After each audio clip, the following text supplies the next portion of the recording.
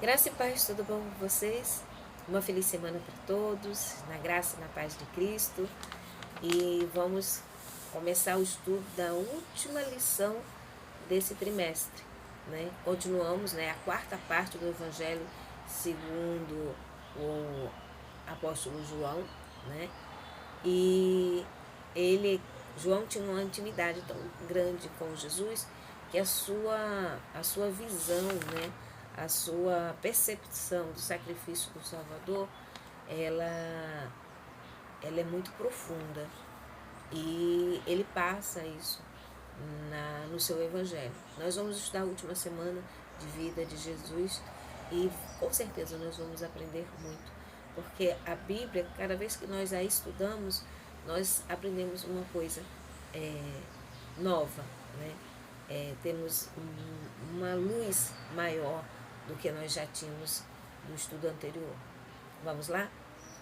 Hoje, domingo, dia 28 de setembro, nós vamos estudar sobre o título Diante das Autoridades Judaicas.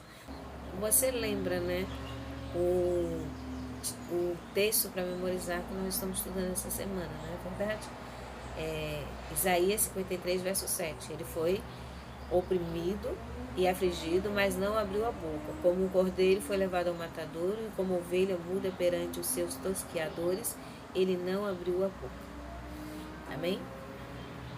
Bom, diante das autoridades judaicas, a pergunta diz assim: após ser preso no Getsemane, a quem Jesus foi levado com violência? As respostas estão no livro de João, capítulo 14, verso 12 ao 14, e Mateus 26, verso 57. E diz aqui: então a corte e o tribunal e os servos dos judeus prenderam a Jesus e o maniataram e conduziram-no primeiramente a Anás, por ser sogro de Caifás, que era o sumo sacerdote daquele ano. Ora, Caifás era quem tinha aconselhado aos judeus que convinha que um homem morresse pelo povo. Anás era sogro de Caifás.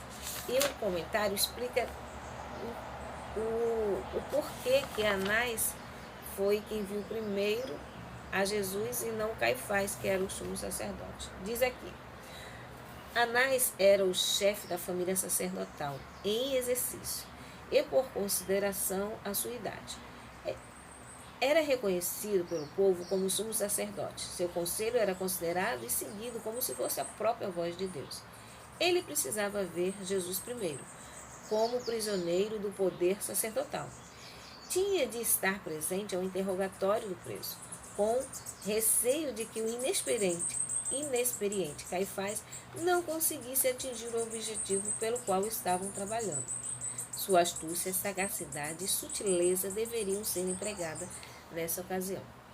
Eu diria, em formas bem resumidas, Anás foi totalmente usado por Satanás, né? Quais discípulos acompanharam o julgamento de Cristo à distância? Pergunta B. E João 18,15 diz: e Simão Pedro e o outro discípulo seguiam a Jesus. E esse discípulo era conhecido do sumo sacerdote e entrou com Jesus na sala do sumo sacerdote. O outro discípulo é João. Após abandonarem o mestre no jardim, 2 dos discípulos ousaram seguir à distância a multidão que levava Jesus sob custódia. Esses discípulos eram Pedro e João. Os sacerdotes reconheceram João como um discípulo conhecido de Jesus e permitiram que ele entrasse no ambiente, esperando que, ao testemunhar a humilhação de seu líder, ele rejeitasse a ideia de que alguém assim pudesse ser o Filho de Deus. João pediu em favor de Pedro e conseguiu também que ele entrasse.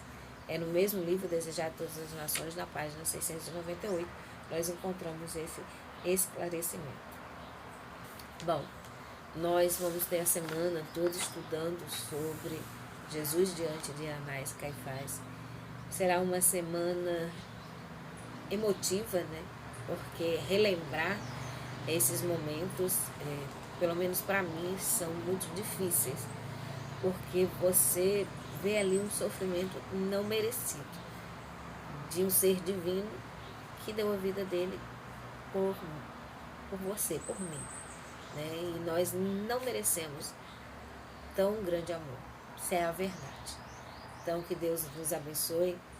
Não esqueça de fazer a sua oração. Eu já fiz a minha oração, o estudo da lição. Faça sempre que você for estudar a palavra de Deus, estudar as lições de escola sabatina, qualquer livro inspirado, antes dobre o seu joelho, fale com Deus, pedindo a orientação do Espírito Santo. Amém? Que Deus nos abençoe e que nós possamos, no dia de hoje, colocar a nossa vida no altar e nos dedicarmos a fazer as coisas segundo a vontade de Deus, a sermos homens e mulheres segundo o coração de Deus. Amém? Deus abençoe. Eu aguardo vocês amanhã, permitindo Deus. Até lá.